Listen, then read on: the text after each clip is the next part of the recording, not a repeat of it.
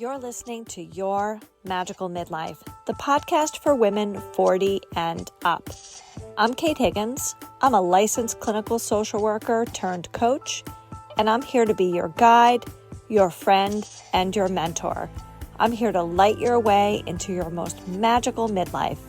Let's dive in.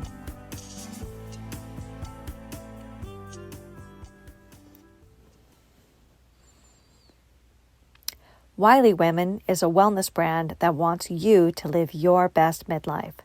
Developed by a naturopath, they offer tinctures, supplements, and drink mixes. Wiley uses plant medicine and clinical studies to demystify and embrace the hormonal powers and hidden complexities of grown women from the inside. Female formulated and female founded. Plus, they offer free shipping and easy returns. I love the Unworried tincture, which has bacopa, holy basil, passion flower, and reishi. It helps calm my body and stops the spinouts. It reduces jitters and lightens my mood. Go to www.wileywomen.com and use code KATEH2O at checkout to get 20% off. That's www.wileywomen.com and use code KATEH2O for 20% off. Are you addicted to productivity? Really, think about it. Are you going, doing? Are you burnt out? Ask yourself, are you burnt out? I think right now I am probably 60 to 75% burnt out. I'm on the heels of working my very first trade show and then almost immediately going up and taking care of a whole bunch of stuff for my dad. The intention was to take my dad for a dementia assessment, but 8:30 the morning that we had the appointment, we got a phone call and they told us that the doctor had a family emergency and they could no way, no how get my dad in, even after I begged and pleaded and explained that we had traveled. My brother had traveled from one state. I traveled from another state. There was a flight booked and a hotel and all these things. And unfortunately, they were not able to accommodate us. So we pivoted and we got a whole bunch of other stuff done. And that's great. But by the time I got back to Florida, after prepping for the expo, doing the expo, working 3.5 days at my self-employed therapy jobs, flying, getting there, doing all those things, doing all the stuff for my dad, taking a 6 a.m. flight home from Delaware, getting back to Sarasota, taking a nice long walk, doing all these things yesterday around the house, I hit the wall. I hit the wall and I hit it hard. And what I'm discovering about being self-employed is that you absolutely have to build time off in. When you work for yourself, and everybody warned me about this, when you work for yourself, it's like you're working all the time. Now that I work for myself, I don't think I've ever worked this hard in my whole life. When I'm not actually doing things for my coaching business, I'm seeing therapy clients. When I'm not recording a podcast, I'm thinking about other podcasts I could be recording. When I'm not doing videos, I'm planning the next thing. When I'm not in my own courses that I am taking for my own enhancement, I'm reading a book about how to improve my business, or I'm on a accountability group or something. I feel like I am always working. And the good news is I love what I'm doing now, and I am so much happier than I was when I had my corporate job. And the bad news is, oh my God, I need a vacation from my self-employment. And I haven't generated the kind of money that I would like to generate before I can reward myself with a vacation. And I don't know when that's going to be, that I'm going to be able to do that. And then as I say that, I've already made myself wrong. I'm like, you don't need to reward yourself when you've achieved X, Y, Z. Are you addicted to productivity and achievement? Why can't you just carve a day out to lay on the couch and watch movies, a series, something? Why can't you lay in bed and read a book? Why do you always need to be moving and frenetic and busy and doing? Are you addicted to doing, creating, moving forward, and productivity? Sometimes I really think I am. Sometimes I see that doing is not always the best way to be. I don't remember my parents ever calling out sick to work. And the only times we were ever allowed to stay home from school when I was growing up was if you had a fever. And I was raised in a house where people took 2 vacations a year. And that was considered like, wow, we really made it if we can take time off from work twice a year. Probably their parents, my parents' parents, had no time off, right? It was a different time. Vacations were not built into the fabric of your year. Neither of my parents ever called out sick from work, like ever. I can't remember a single time. No matter how much my dad complained about not feeling well, he got up and went to work every single day, filled with bitterness and resentment, I am sure. And my mom, I can't remember her being sick until she was dying. So that's not a harbinger for success. Like, just work yourself to the bone until you get so sick that you die. That's not a great way to live. I was taught to work myself to exhaustion until I was sick, until I hit the wall. And clearly a couple of years ago, when I needed the hysterectomy, I had worked myself over and over and over my limit until something in my body had to go wrong and I needed to take that time off. And you know what? I don't want to have a repeat of that. I don't want to overwork myself so hard that it becomes a health crisis that requires an extensive amount of time off. Ideally, I would love to take, my goal is to take a month off every single year. And whether that be 2-week periods or an entire month, like the entire month of December off. Oh my God, that sounds so yummy when I say it out loud. That sounds yummy and delicious and delightful and amazing. I aim to take every December 20th through my partner's birthday, which is the end of January, off every single year so that I can rest and celebrate and recalibrate and reset myself.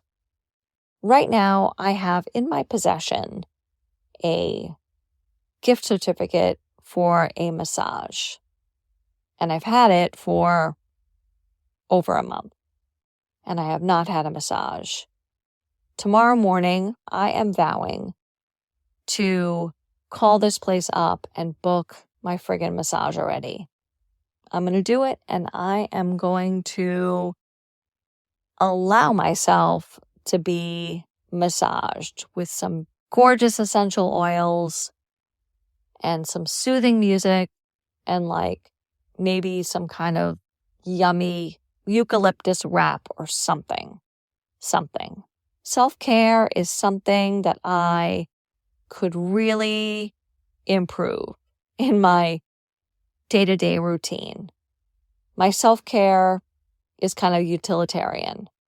I do my walk, but that's really for exercise.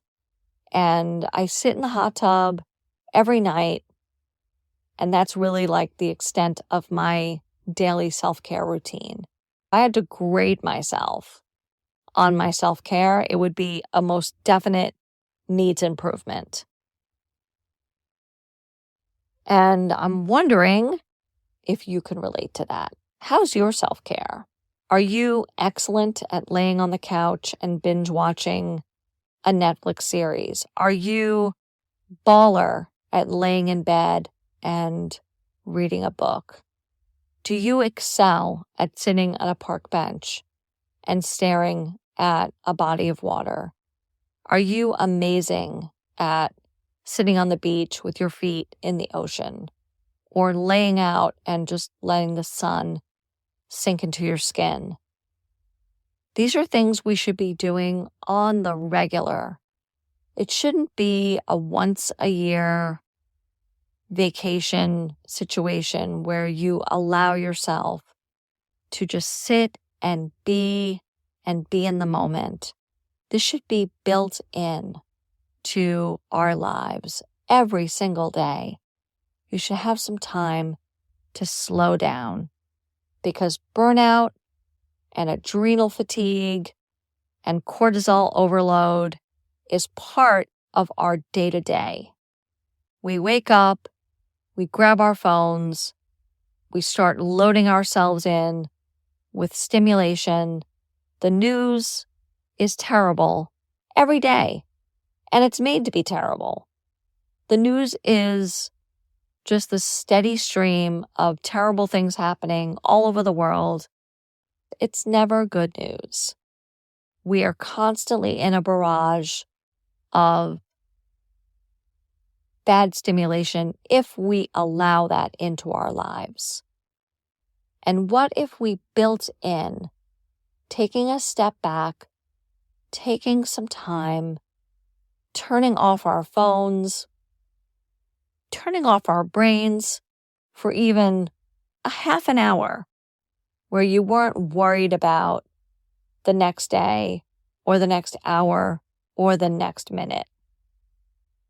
I have tried many, many times to meditate, and I truly suck at it. I do.